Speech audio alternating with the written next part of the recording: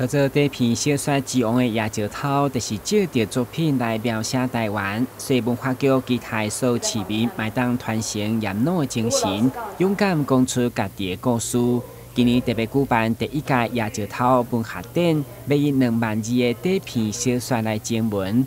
其中吴伟霆嘛特别以叶石头文学纪念馆为背景来拍片宣传，欢迎大家踊跃投稿。第1名有30万的奖金。台南是一个适合人们做梦、干活、恋爱、结婚、悠然过活的地方。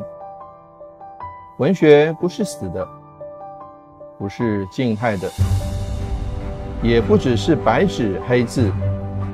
文学可以有非常多的动态，鲜活地呈现在日常生活中，让大家来参与。叶石涛文学奖征件中，奖金30万。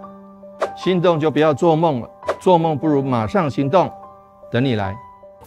文化局表示，对今仔开始到8月23杂志收件，一律采取线顶的投稿。有兴趣想要争取奖金的民众，会当上文化局的网站来详细了解。台新闻郭文吉、何强邦采访报道。